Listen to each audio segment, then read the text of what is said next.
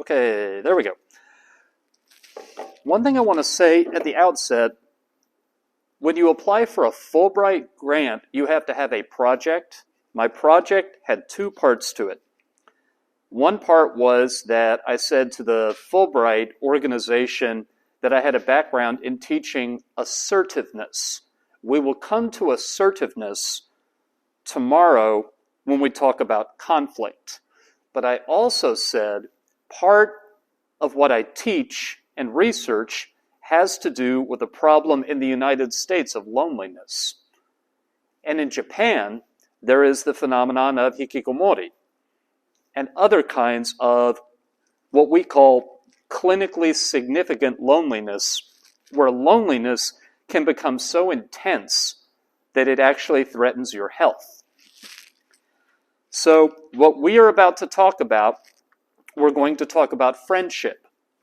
And some of the research gets at where there are widespread reports of loneliness in Japan. Where are those coming from? This is Joanna Shug and Masaki Yuki. Joanna Shug is from the United States. She teaches at a college called William and Mary.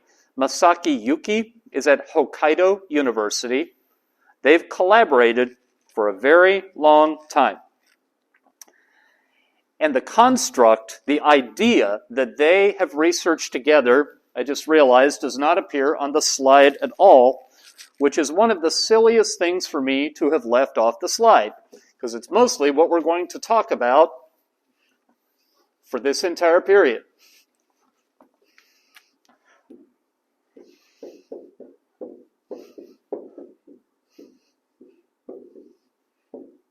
Relational mobility.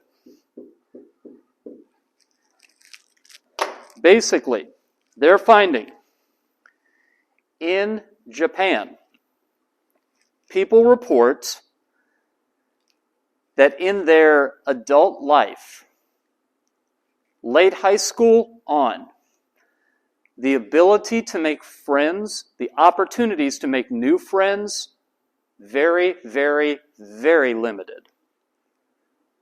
And what goes with that, that's the major reason that a lot of people in Japan will report in research settings that they're not willing to open up and tell private information to the people around them. Even people they feel very close to, even friends. In the middle session, we talked about intimacy, and you have an intimate relationship when you tell someone, share with someone, what you wouldn't let just anybody know. And Shug and Masaki, in the relational mobility research, they say, Japanese people report that if they shared things that were embarrassing, things that made them feel vulnerable, they are worried that their friends might reject them. And that seems like more of a danger than in other parts of the world, because it would be difficult, bordering on impossible, to make more friends. All right. So, a 2015 study, a research team from Canada, the United States, and Japan, led by researchers from Tohoku Gakuin. Japanese people and American people were asked, what do you do when you find yourself in contact with someone you used to like but haven't talked to in a long time? And the American participants in the study said, well, I contact them and we get caught up. And the most common answer from the Japanese participants was nothing. 2018 study by Shug and Yaki and a collaborator named Robert Thompson at Hokusai Gakuen University in Sapporo. They studied relational mobility across a whole lot of countries, and they found the limited relational mobility is at its most intense in Japan, but it's pretty common across a lot of countries that have collective cultures. So it's true to a certain extent in Korea. It's true in China. It's even true in other parts of the world, some in South America, some in Africa, where the culture is very, very collective. They found that in cultures where relational mobility is higher, people report that they have more intimacy, they trust their friends more, they disclose more of their private information to their friends. And this is something that is probably one of the most important offshoots. Social support. Social support is something that in my field, interpersonal communication, we are doing a ton of research on at the moment. The idea is, day to day, the little sources of stress and unhappiness in your life, when you can tell the people around you about them and they just listen, and they tell you that they care, and they affirm that the way you feel is okay. Just that makes a huge difference in people's happiness and their mental health. They don't have to solve your problems. They don't have to explain to you anything that you didn't know. But when there are people available to just listen while you talk and give you little signs that they care about you in that conversation, that experience, social support, can make a huge difference in whether people report overall happiness in their life or not. So this study that I'm currently talking about, Shug, Yaki, Thompson, and their collaborators, they found in high relational mobility cultures that people give a lot more social support to their friends. They're a lot more likely to give that kind of affirmation.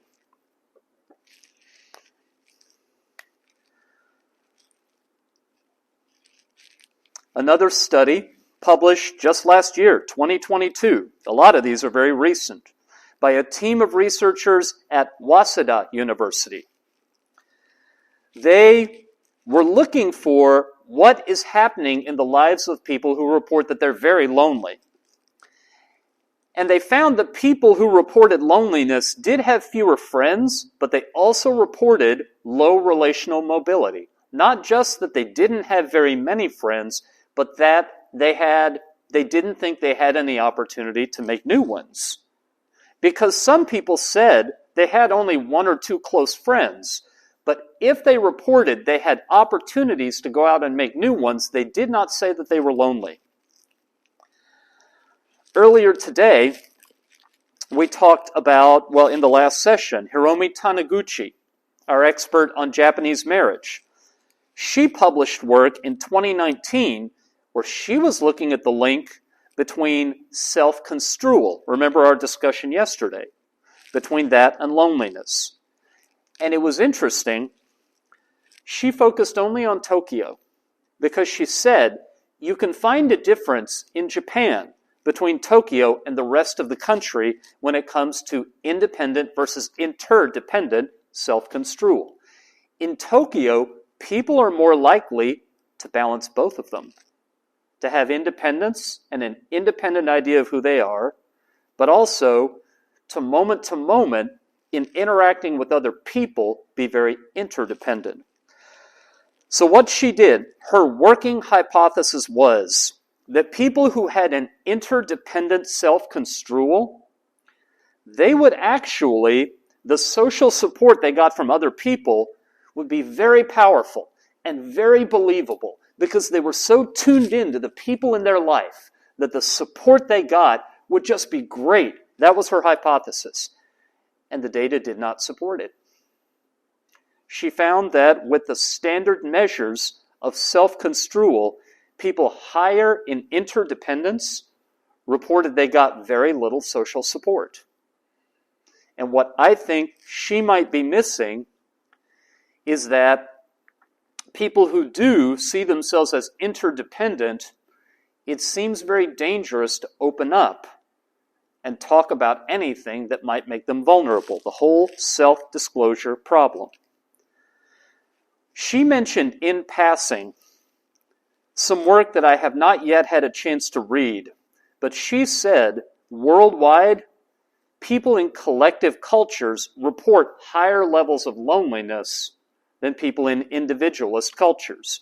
Now, what she was citing was about 20 years old. It was published in 2004. So I would be interested in seeing if those numbers still hold up. And then one last thing I'll tell you about this. This is from, or one last bit of research I'll share with you. Our old friend from Self-Construal, Shinobu Kitayama. In a 2020 study he published, he found this very nice one-to-one relationship between relational mobility and the spread of COVID. So the one thing that's good about having low relational mobility is you're less likely to get diseases. But if you can make lots of friends, those are lots of people who can give you the virus. The one other thing that I was going to mention is not research, but about 2 nights ago, a colleague of mine who teaches at another university or another college in Mitaka, she and I were talking about this. And she said, and she's taught in Japan for 20 years or more, she said just about all her students, whenever there's a holiday, they get together back with their friends from middle school. They don't get together with their college friends. That friend group that they made right about before high school started, a lot of them go back to that.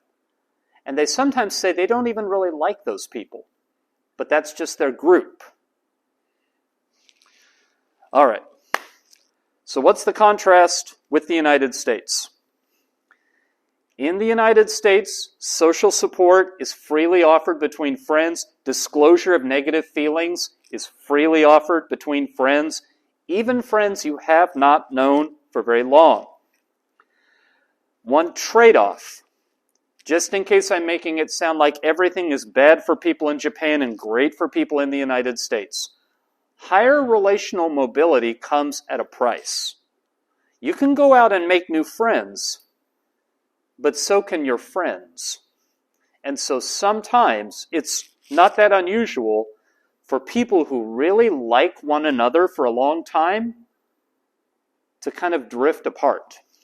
They get busy, they meet other people, they spend less time together with each other, and they look back and they say, what happened to our friendship? Now that can happen anywhere. It happens wherever there are human beings. But in high relational mobility cultures, it happens more. You might think of it as if there were 10 people on an island in the middle of the Pacific Ocean. Probably you would wind up with 5 married couples. There just aren't many options. But if there are millions of people in a city like Tokyo, you have lots of options. And so in a high relational mobility culture, when you have lots of options, sometimes people, as they grow and as they change and they have less in common with their old friends, sometimes they move on. All right. So, what can we say, because it's the theme of the class, about what we know about Christianity and what explains this? So I mentioned that I study clinically significant loneliness, and in the United States, that's on the rise. One interesting thing, this is a report from 2019 from the American Enterprise Institute. One of the major explanations proposed for this, we have in the United States a trend sometimes called, actually I can do this by just erasing one word and writing in another one, a decrease in social capital. There is a sociology professor at Harvard, or he's retired now, but he used to be a sociology professor at Harvard named Robert Putnam. He wrote a book called Bowling Alone. Bowling like the game, bowling alone. And he started off his book pointing out that if you go back he published his book in the 1990s. But if you went back maybe 3 decades, most Americans belonged to a lot of organizations. They would belong to a bowling league, and one night every week they'd go bowl with their friends. They went to church every Sunday. They would do things like join community choirs where everybody would get together and sing. There were lots of organizations like that. But he talked about, around the 1970s, we invented something, the automatic garage door opener. And I haven't seen enough garages here in Japan. But in the United States, the garage is the building you park your car in. It used to be you would park your car in the driveway by the house when you came home from work at night. You would get out of the car, say hello to your neighbor, look over here and say hello to your neighbor and do a little talking. And that's how neighborhoods stayed friendly. But then the automatic garage door opener was invented. And while driving your car, you could open your garage door, drive into the garage, shut the door behind you, go into the house, and increasingly, Robert Putnam says, neighbors didn't know each other. They didn't meet each other. Along with that, at that time, people stopped joining bowling leagues. And they started going to bowl by themselves. They'd get together 1 or 2 friends and go bowl. And that was different, because it used to be something large groups of people did. In the trend of declining social capital, Americans belong to churches less. And that is being pinpointed by a lot of the loneliness researchers as one of the reasons they say they know fewer people and they meet fewer people in the current generation. All right. Christian teaching on friendship in general, the concept. Let's see. So Jesus, the night he was arrested and taken away to be unjustly put to death, on that night, he got his disciples together and they had a meal together. And he taught them for a fairly long time. And I'm just going to play you 6 verses out of that teaching. And this, let's see, be right there. Is that right? Yeah. 私があなた方を愛したように、あなた方も互いに愛し合う。これが私の戒めです。人が自分の友のために命を捨てる。これよりも大きな愛は誰も持っていません。私が命じることを行うなら、あなた方は私の友です。私はもうあなた方をしもべとは呼びません。しもべなら主人が何をするのか知らないからです。私はあなた方を友と呼びました。父から聞いたことをすべてあなた方には知らせたからです。あなた方が私を選んだのではなく、私があなた方を選び、あなた方を任命しました。それはあなた方が行って実を結び、その実が残るようになるため、またあなた方が私の名によって父に求めるものをすべて父が与えてくださるようになるためです。あなた方が互いに愛し合う。私はこれをあなた方に命じます。I always hope that I got the right passage. Did I get the right passage? Jesus calling them his friends? Okay, making sure. My Japanese is not always good enough to be confident that I had the right passage.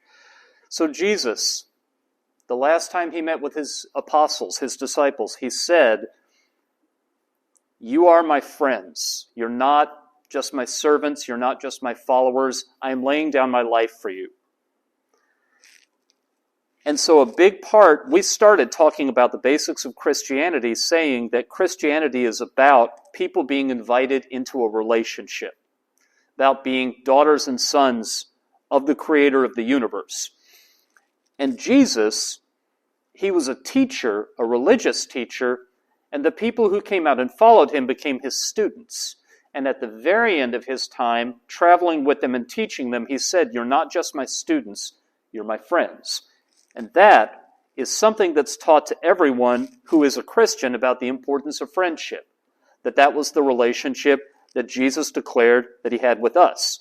Now, later on in the Bible, his disciples write letters to the churches, teaching them how they ought to be good followers of Jesus.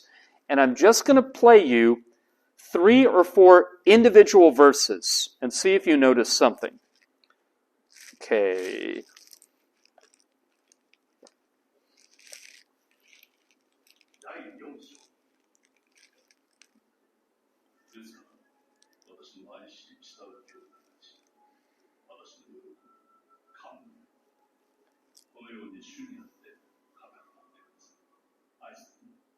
Oh, whoops. I think I messed that up. Do that again. Sorry about that.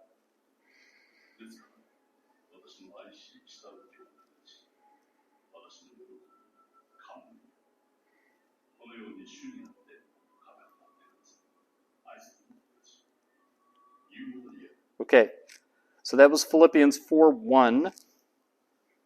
And here,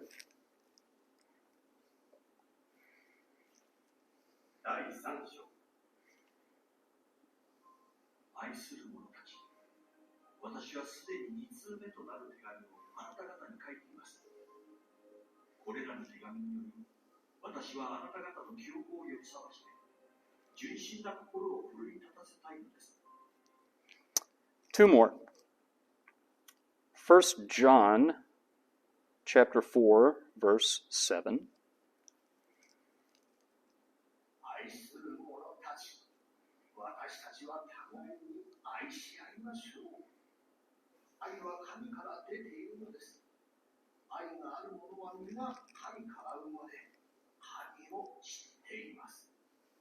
And the last one, in the book of Jude, verse 3, or chapter 1, verse 3.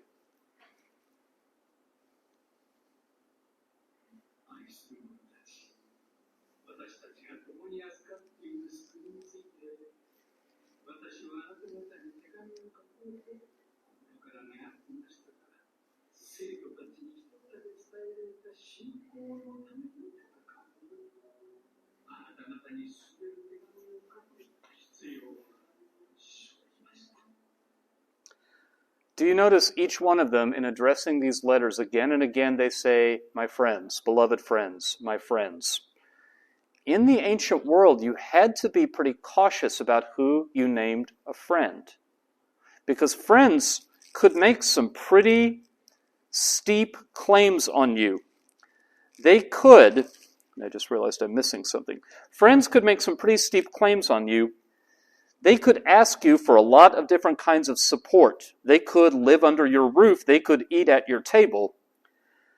But in writing these letters to the churches, and these letters were circulated around to all the churches, the apostles were saying, anybody who is your fellow follower of Jesus is your friend, even if you've never met them. We looked at the parable of the Good Samaritan yesterday. And there was a teacher who asked Jesus, "Who is my neighbor?" And was hoping Jesus would say, "Oh, it's whoever lives near you." And Jesus said, "No, it's anybody in need." And I have one last example of this, which I realize I don't have the reference, but I will in a moment. Let's see. Oh, come on, where are you? I think it's right. Yes. Okay. Luke chapter 19. Boom.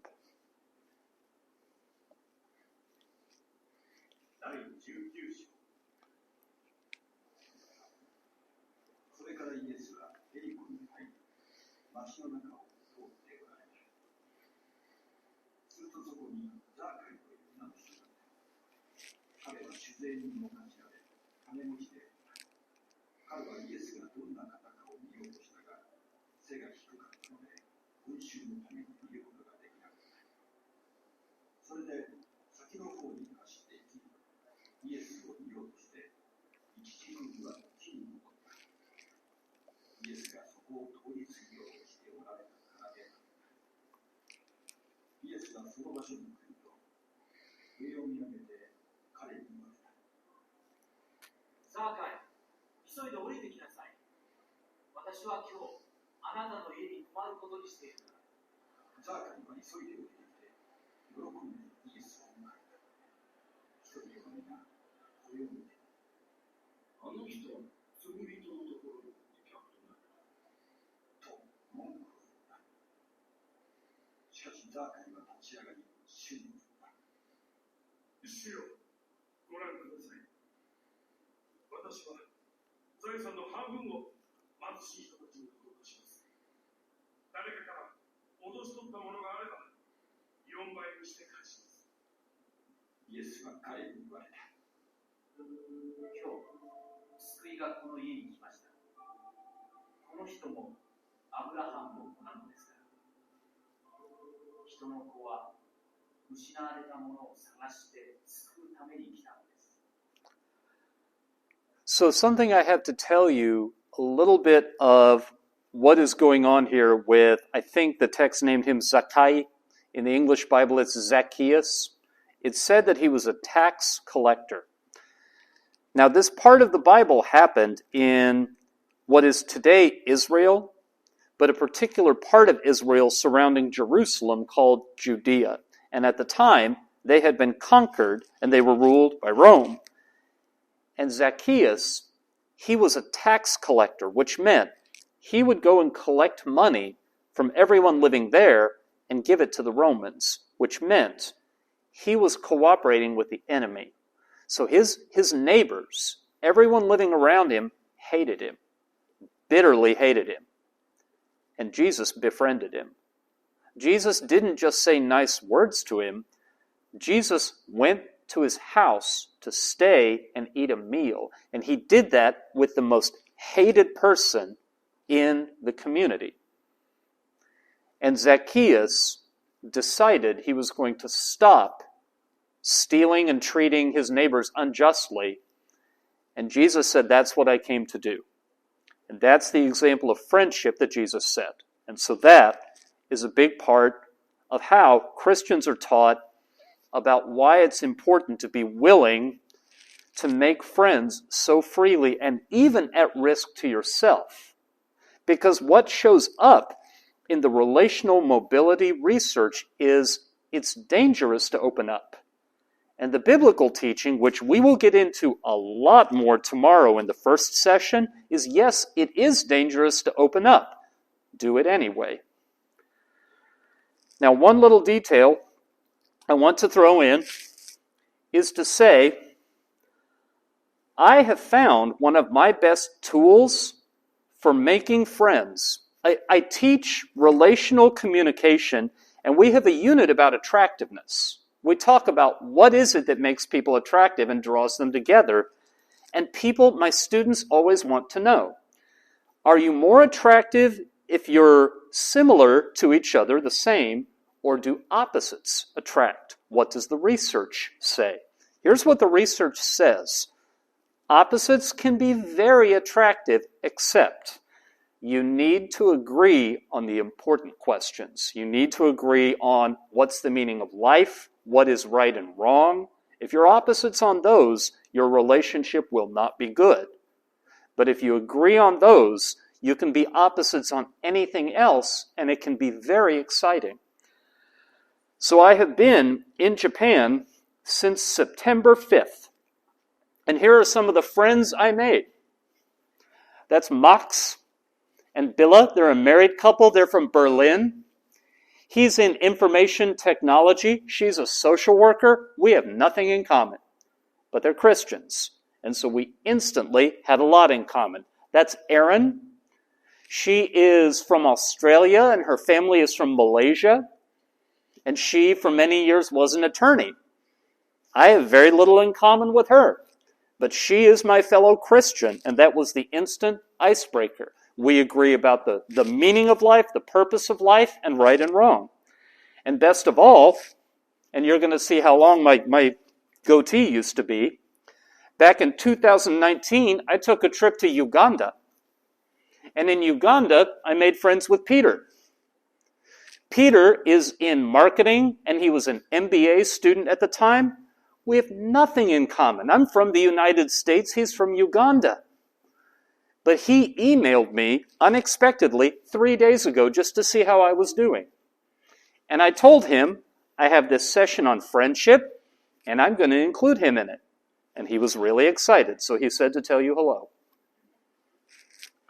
So, slightly shorter this time, definitely slower this time. We went short, long, short today, didn't we? This is where I am going to step out of the room, and you are going to generate me some questions about relational mobility and about the difference in how friendship works between Japan and the West. And I have 2:52. I will be back at 3:05.